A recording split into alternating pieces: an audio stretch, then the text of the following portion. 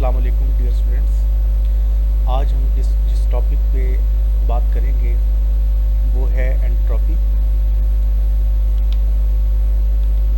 लेकिन एंट्रोपी को डिस्कस करने से पहले मैं आपको वो स्टेटमेंट्स फ्राहम करना चाहूँगा सेकंड ऑफ थर्मोडायनामिक्स की जो मैंने आपको क्लास में बताई थी, लेकिन मैंने आपसे कहा था कि आपको रिटर्न फॉर्म में ये स्टेटमेंट्स फ्राहम कर दूंगा। तो इसमें 3 स्टेटमेंट्स हैं जिनको बाय नेम स्टेट किया जाता है, डिफाइन किया जाता है, और इसके अलावा 2 जनरल स्टेटमेंट्स हैं सेकंड ऑफ थर्मोडायनामिक्स की। तो ये टोटल 5 स्टेटमेंट्स हैं जो आपने प्रिपेयर करनी है, और इसमें से कोई एक स्टेटमेंट या एक से ज़्यादा स्टेटमेंट्स बाय नेम या जनरली डिफ़ाइन करने के लिए एग्ज़ाम में आ जाती हैं शॉर्ट क्वेश्चन में। तो ये टोटल 5 स्टेटमेंट्स हैं, ये आप नोट कर लीजिएगा। अब हम आते हैं अपने आज के टॉपिक की तरफ, यानी एंट्रोपी। एंट्रोपी सबसे पहले क्लॉसियस ने 1850 में इंट्रोड्यूस करवाई है टर्म, और इसको कैसे इंट्रोड्यूस करवाया, उसने कहा कि ये एक थर्मोडायनामिक फंक्शन है जिसको हम डिफ़ाइन इस तरह से कर सकते हैं कि ये किसी सिस्टम की रैंडमनेस या डिसऑर्डर की मेजरमेंट है। तो सिस्टम किसी सिस्टम में जब पार्टिकल्स या मॉलिक्यूलर लेवल पर कोई ऑर्डर मौजूद हो और उसको हम हीट करें, टेम्परेचर में इजाफा करें, तो उसमें रैंडमनेस पैदा होती है। जैसे कि यहाँ पर दिखाया गया है, आइस को जब हीट किया गया, आइस के अंदर ऑर्डर्ड अरेंजमेंट थी पार्टिकल्स की, और जब इसको हीट किया गया तो इसमें डिसऑर्डर प्रोड्यूस हुआ और ये आइस वाटर में कन्वर्ट हो गई। तो ये जो conversion of ordered arrangement into disorder है कि किस हद तक किसी टेम्परेचर से ये डिसऑर्डर पैदा होता है, इसकी मेजरमेंट को हम एंट्रोपी कहते हैं।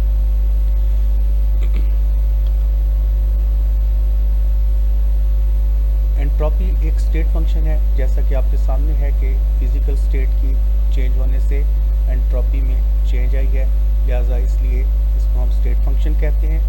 और इसमें जो चेंज है उसको हम मैथमेटिकली यूँ डिफाइन कर सकते हैं कि it is the rate of change of heat energy with respect to temperature, यानी change of heat divided by time is called entropy. तो इसी इक्वेशन को देखकर अगर हम इसकी यूनिट डिराइव करें, तो चूँकि हीट एनर्जी की यूनिट जाउल होती है और टेम्परेचर की एसआई यूनिट केल्विन होती है, तो हम कह सकते हैं जाउल पर केल्विन, ये एसआई यूनिट है एंट्रोपी की।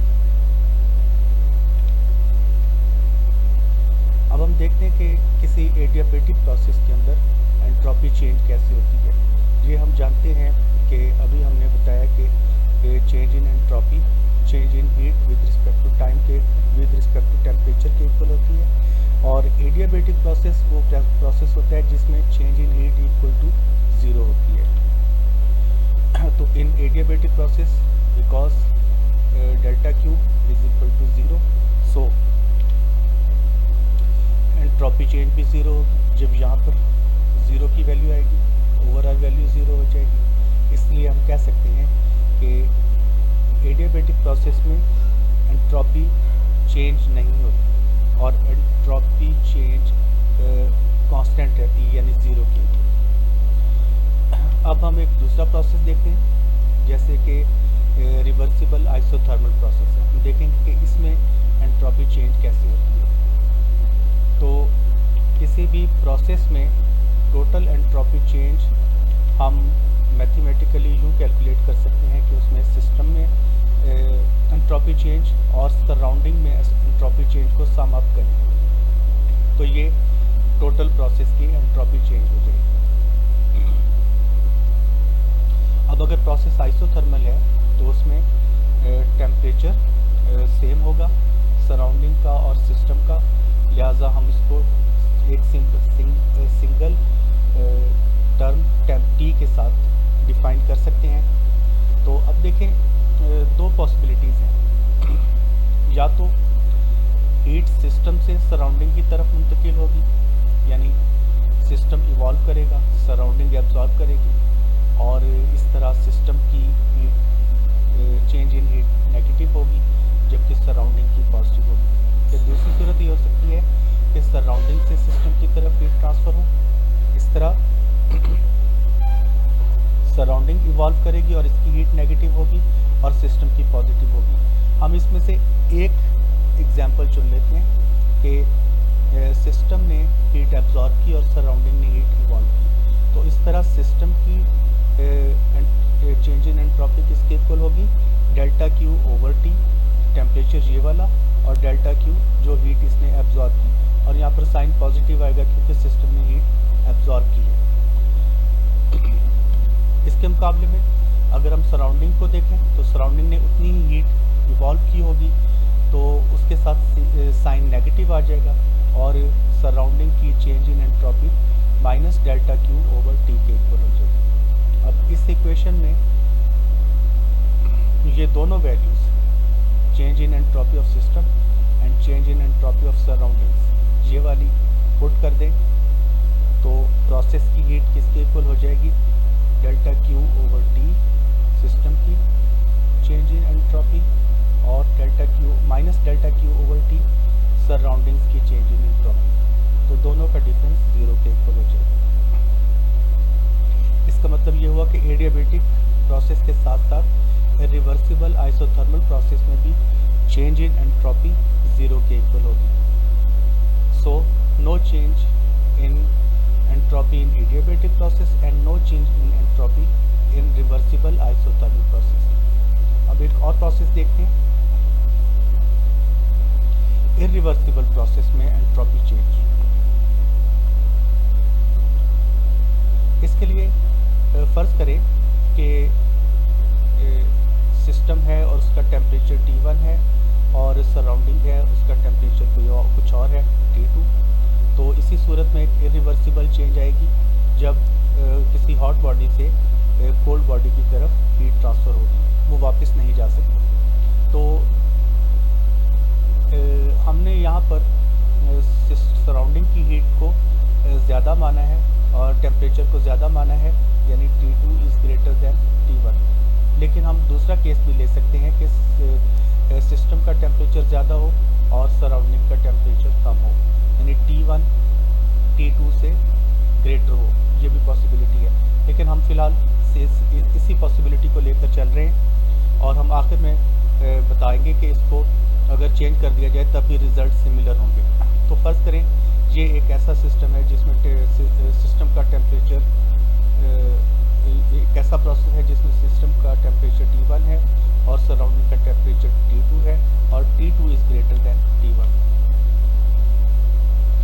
तो इसका क्या मतलब हुआ कि अब सराउंडिंग का चूँकि टेम्परेचर ज़्यादा है और हीट कहाँ पर एब्जॉर्ब होगी, सिस्टम के अंदर जहाँ पर कम टेम्परेचर है। तो सिस्टम विल एब्जॉर्ब हीट जबकि सराउंडिंग इवॉल्व करेगी, लिहाजा सराउंडिंग की change in entropy negative value के साथ आएगी और सिस्टम की change in entropy positive value के साथ आएगी। तो अगर हम सिस्टम इन्हीं पैरामीटर्स के साथ सिस्टम की चेंज इन एंट्रोपी को डिफाइन करें तो change in heat energy, absorb in heat energy divided by temperature of system जो कि T1 से रिप्रेजेंट किया, तो ये change in entropy of system हमारे पास हमें वैल्यू मिल जाएगी। अगर सराउंडिंग के हवाले से देखें तो उतनी ही हीट सराउंडिंग ने इवॉल्व की है, लिहाजा इवॉल्व होने वाली हीट है माइनस डेल्टा क्यू और इसको डिवाइड करना है सराउंडिंग के टेम्परेचर के साथ जो कि हमने T2 से रिप्रेजेंट किया है। तो इस तरह change in entropy of surrounding minus delta Q over T2 हो जाएगा। अभी हमने देखा कि प्रोसेस की चेंज इन एंट्रोपी सिस्टम की चेंज इन एंट्रोपी और सराउंडिंग की चेंज इन एंट्रोपी के सम के इक्वल होता है। तो ये वैल्यू और इसमें हमने ये वैल्यू सम अप की तो ये प्लस माइनस माइनस हो जाएगा, ये वैल्यू हमें हासिल हो जाएगी। अब इस इक्वेशन में देखें, यहाँ पर भी डेल्टा क्यू मौजूद है और यहाँ पर भी डेल्टा क्यू कॉमन फैक्टर है, लिहाजा इसको कॉमन निकाला तो ये इक्वेशन बन जाएगी delta Q into 1/T1 minus 1/T2। अब इसको फर्दर सॉल्व करने के लिए हम इसका एलसीएम ले लेते हैं T1 और T2 का। तो T1 T2 का एलसीएम T1 T2 हो जाएगा और इसको जब हम इक्वेशन को सॉल्व करेंगे तो ये T2 माइनस T1। अब स्टूडेंट्स देखें, यहाँ पर जो वैल्यू मौजूद है वो है T2 माइनस T1, ये डेल्टा T के इक्वल है। और इसमें चूँकि T2 यहाँ पर हमने बताया कि T2 ग्रेटर है T1 से, तो डेल्टा T की वैल्यू पॉजिटिव आएगी। इस तरह ये सारी की सारी प्रोसेस की एंट्रोपी चेंज इस इरिवर्सिबल प्रोसेस में क्या हो जाएगी, पॉजिटिव साइन आएगी, इसके साथ पॉजिटिव साइन आएगा, तो ये एक पॉजिटिव वैल्यू होगी। अगर हम फर्ज करें इसमें उलट कर दें कि T1 की वैल्यू लार्जर हो और T2 की वैल्यू स्मॉलर हो, फिर यहाँ पर वैल्यू माइनस आएगी, यहाँ पर प्लस आएगी, और यहाँ पर जो साइन आए, यहाँ पर जो फाइनल इक्वेशन बनेगी प्रोसेस की एंट्रोपी चेंज, वो T1 minus T2 over T1 T2 हो जाएगी। लेकिन उसमें भी क्योंकि T1 अब ग्रेटर है और T2 स्मॉलर है, तो जो चेंज इन टेम्परेचर है डेल्टा T वो पॉजिटिव ही रहेगी। तो चाहे टेम्परेचर सराउंडिंग का ज़्यादा हो, चाहे सिस्टम का ज़्यादा हो, हर सूरत में जो प्रोसेस की चेंज इन एंट्रोपी है वो पॉजिटिव रहेगी। कौन से प्रोसेस की, इरिवर्सिबल प्रोसेस की।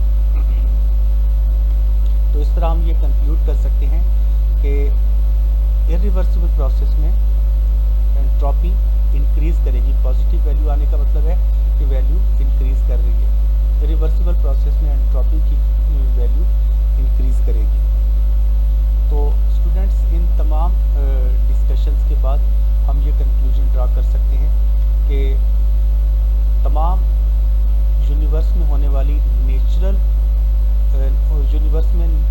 तमाम नेचुरल प्रोसेसेस, उनकी एंट्रोपी चेंज पॉजिटिव आएगी या उनकी एंट्रोपी में इजाफा होगा, क्योंकि कायनात में दो ही तरह के प्रोसेस हो रहे हैं, या रिवर्सिबल या इरिवर्सिबल।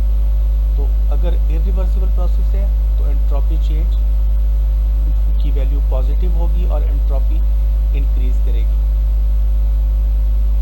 जैसा कि अभी हमने पहले प्रूव किया है लास्ट केस में। तो इस तरह हम कह सकते हैं कि इरिवर्सिबल प्रोसेस में डेल्टा एस या चेंज इन एंट्रोपी की वैल्यू 0 से बड़ी होगी, यानी पॉजिटिव वैल्यू है तो 0 से ज़्यादा होगी।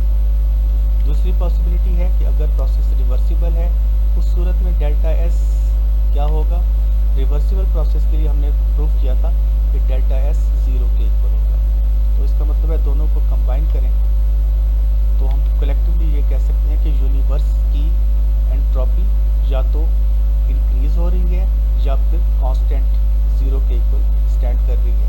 तो अब चूँकि कायनात में होने वाले प्रोसेस दो तरह के हैं, एक इरिवर्सिबल प्रोसेस और दूसरा रिवर्सिबल प्रोसेस।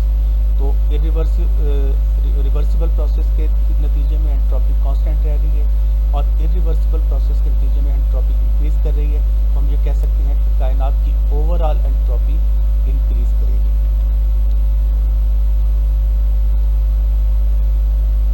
क्योंकि कोई ऐसा प्रोसेस नहीं है जो एंट्रोपी को डिक्रीज करे और इस तरह ओवरऑल एंट्रोपी कांस्टेंट बरकरार रह सके। ये सिर्फ रिवर्सिबल प्रोसेस के नतीजे में एंट्रोपी कांस्टेंट रहेगी और इरिवर्सिबल प्रोसेस के नतीजे में इंक्रीज होगी, जबकि कायनात में दोनों किस्म के प्रोसेस बैक वक्त हो रहे हैं, इरिवर्सिबल भी और रिवर्सिबल भी। तो इसलिए मजमूई तौर पर एंट्रोपी हमेशा कायनात की इंक्रीज करती रहती है। अब स्टूडेंट्स, हम देखते हैं कि एक आइडियल गैस की एंट्रोपी चेंज कैसे मालूम की जाती है। इसके लिए हम आगाज़ करते हैं फर्स्ट लॉ ऑफ थर्मोडायनामिक्स से।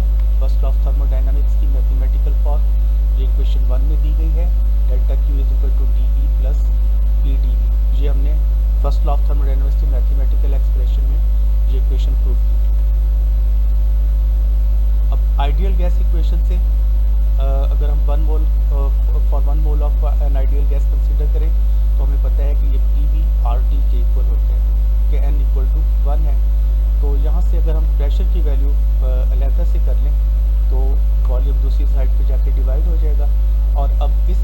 में इक्वेशन 1 में प्रेशर को हटाकर उसकी जगह पर ये वैल्यू पुट कर देते हैं RT ओवर V।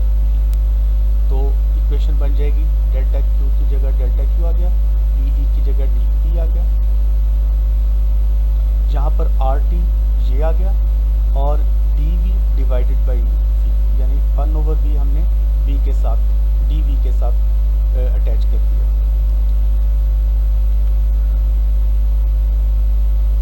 अब इस पूरी इक्वेशन को अगर हमने T पर डिवाइड करें तो हमारे पास ये इक्वेशन मिल जाती है, जिसमें ये टेम्परेचर से कैंसल आउट हो जाएगा।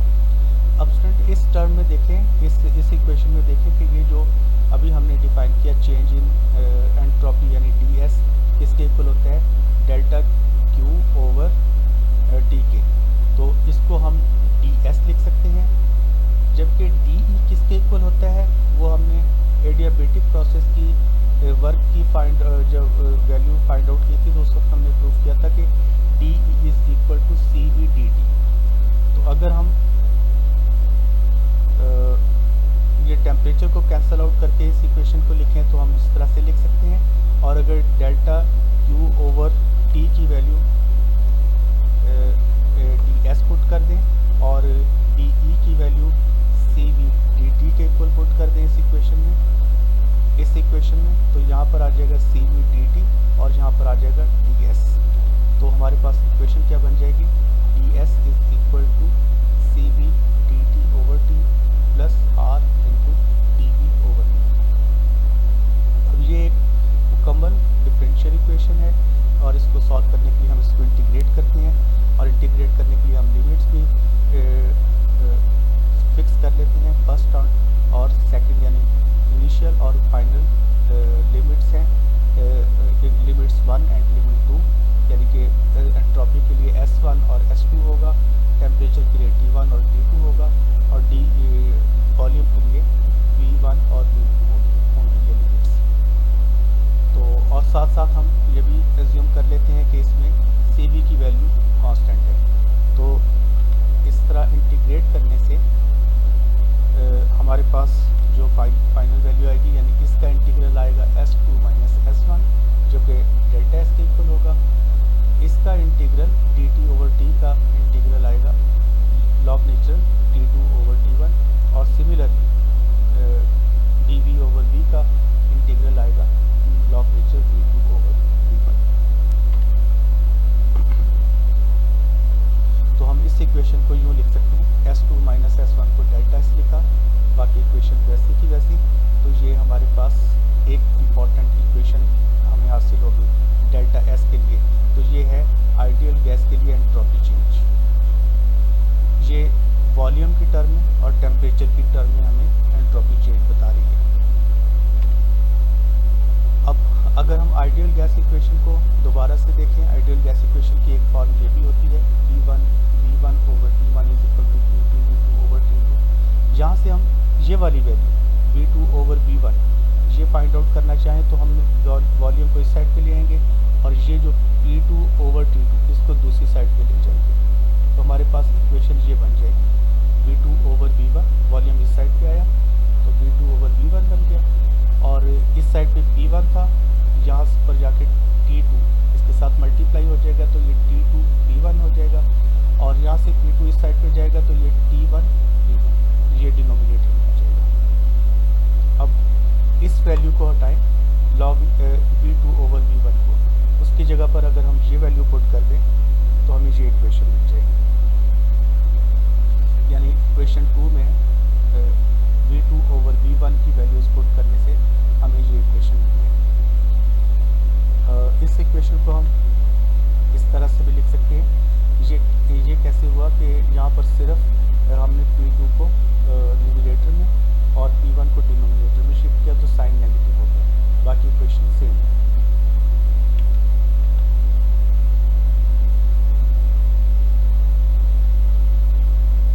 अब स्टूडेंट इस इक्वेशन में कितनी आ जाएगी,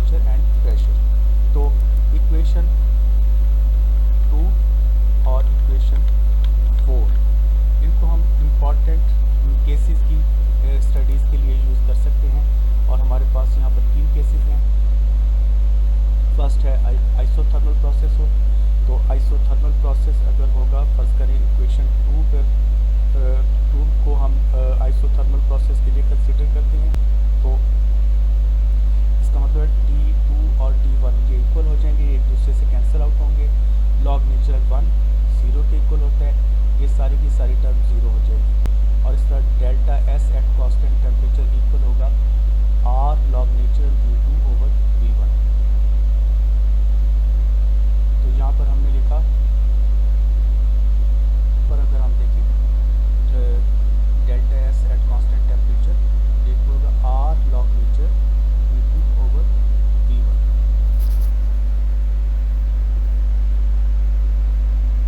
जबकि अगर हम इस इक्वेशन से देखें T2 ओवर T1 को इक्वल मान लें, तो इसको T के इक्वल मान के हम कैंसिल आउट कर सकते हैं। लॉग नेचुरल 1 0 के इक्वल, ये सारी टर्म 0 हो जाएगी। तो इस delta S at constant temperature equal होगा minus R log natural P2 over P1।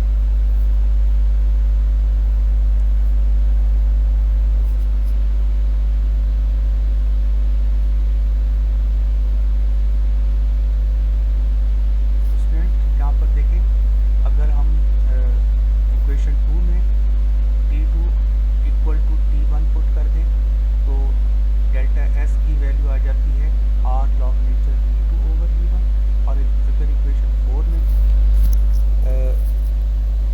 T2 over T2 equal to T1 मान लें, तो delta S eight constant temperature की वैल्यू आ जाती है minus R log natural P2 over P1।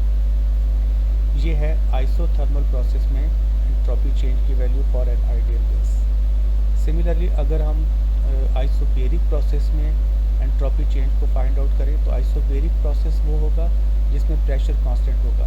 तो pressure involve हो रहा है इक्वेशन 4 में, और यहाँ पर अगर हम P1 और P2 को इक्वल मान लें, तो ये सारी की सारी टर्म 0 हो जाती है। और इस तरह ये R के साथ मल्टीप्लाई, R भी इसके साथ मल्टीप्लाई होकर 0 हो जाएगा। और ये delta S at constant pressure, हमारे पास इक्वेशन बचेगी Cp into log natural T2 over T1।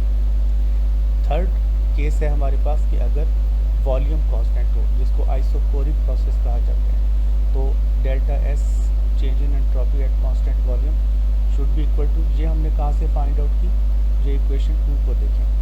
यहाँ पर हमने वॉल्यूम को कांस्टेंट माना, यानी V2 और V1 को इक्वल माना, तो ये वैल्यूज एक दूसरे से कैंसिल आउट हो जाएंगी, 1 की वैल्यू आ जाएगी। और लॉग नेचुरल 1 0 के इक्वल होता है, ये सारी की सारी टर्म 0 हो जाएगी। तो delta S at constant volume equal to Cv log natural T2 over T1। तो ये है change in entropy at constant volume, ये है change in entropy at constant pressure. इन दोनों में क्या फ़र्क है, इसमें Cv की वैल्यू यूज़ होती है, इसमें Cp की। और ये है entropy change at constant temperature, यानी आइसोथर्मल प्रोसेस में वॉल्यूम की टर्म में ये